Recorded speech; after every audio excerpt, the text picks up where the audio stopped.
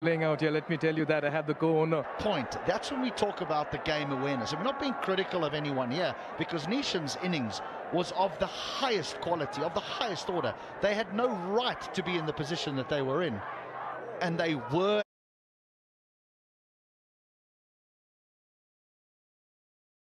They needed 7 and over. Surely at that point, Jimmy Neesham says, Tanveer's my danger. Kushal Malla or Ranjit has to bowl. Duckel's gone the distance in the previous game. It's left-hander against left-hander. I can take you down. And he took down Basil Hamid too, didn't he? 2 overs, none for 38 for the Emirati all-rounder. Emotions are high there for Neesham, and the danger, the mystery, the unorthodoxy of Sohail Tanveer was always going to make him a wicket-taking danger. And those 3 wickets that fell for 1 run, 138, 138, 139, they've killed the game. I mean, what do you think?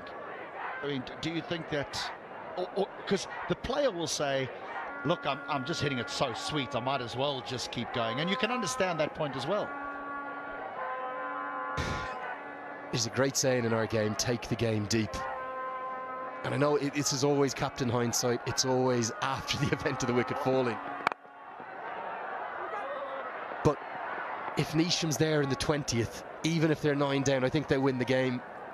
And it's hard to put it all on one man because he's played exceptionally well. Probably one of the knocks of the tournament, Darren Gough called it. That's a length delivery. Drop it into the gap in between backward point and cover for a single. Get the strike the next over and take down whoever bowls it. Devastation for Neesham. It's been a spectacular knock. We'll see more of him. And those who are really devastated are the Kings and the Avengers, because they are gone, barring a miracle here. It would be maybe the greatest 10th wicket partnership of all time if they get home. Never say never in Nepal. That's what I've learned here. Yeah, maybe it's the cricket fanatic in me that just wanted it to last a little bit longer, because everyone here was enjoying the spectacle. Some of those roars when Neesham was hitting those sixes, spine tingling. The security guard down as we come up to our compound here said to me, I can see your arms, there's goosebumps on it. And I said, I can't help it. It's contagious. It's addictive being here at this ground. It's come off the shoulder, won't be given out. So they need 36 off 18, but at least Tanveer is done for the Bolts. It's 145 for 9.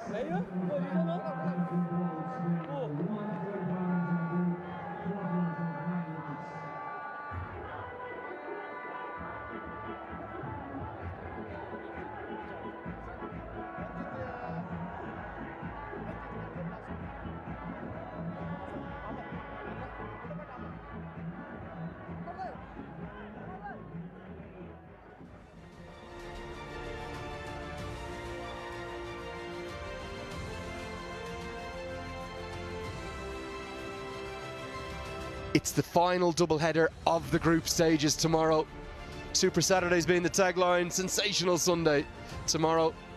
Sadly for the Kings, unless something remarkable happens here with the Bolts, they're going to be playing out for pride against the Gurkhas, but the Gurkhas are going to be one of 4 sides battling it out for 3 spots, presuming that Chitwan get over the line here. And then wait till you see this place tomorrow afternoon. I know technically it'll be a work day.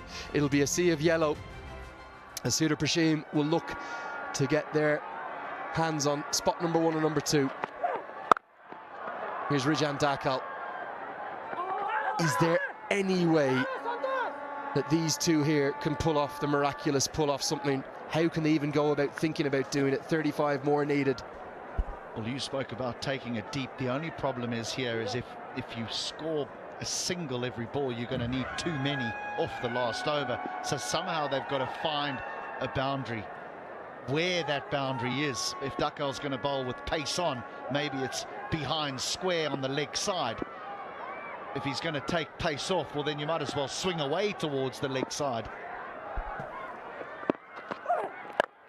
He does take pace off. It's clubbed down to long on. Doesn't really have any power. The difference in the power of the ball striking between Neesham and all of his teammates, that'll be the big disappointment for Pabudu Dasanayake. Daniel Sa 8, Lahiru Malantha 1, Harsh Thacker 6. Even Asif Sheikh just 23. The only one to stand up in this chase was Jimmy Neesham. And you can't have it all on one man. It's so rarely that they do it all off their own bat. Somebody has to find a partnership with Neesham, and none of his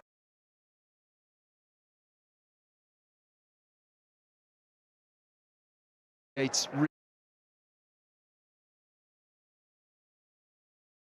And a slight concern here for the Bolts is while they've sort of cantered into the playoffs, having qualified already, batting second seems to be a bit of an issue.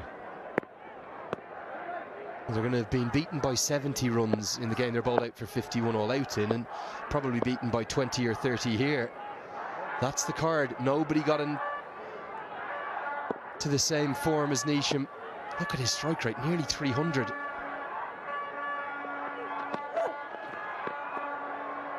That for me, very close to that wide line. Dakal gets away with it. The sun now is just about to creep behind those beautiful hills to our right. No, it's actually a good piece of bowling. I'm completely wrong as usual.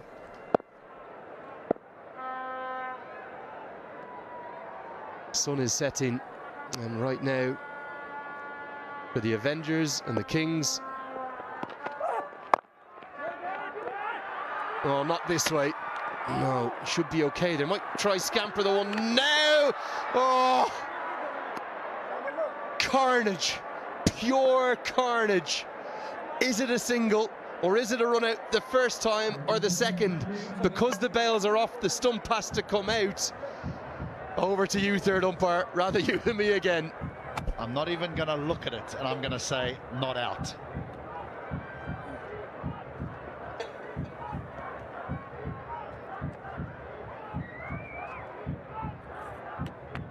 Oh, no, he's well in.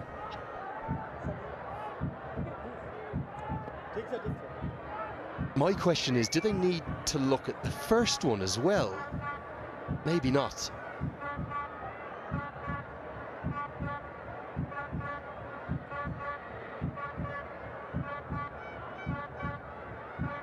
I think the third umpire will say that this is safely home.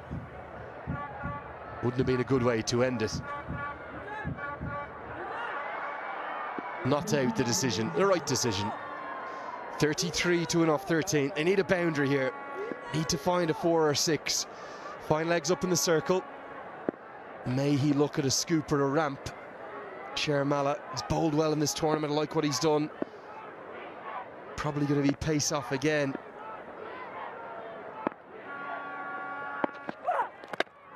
It's the Yorker.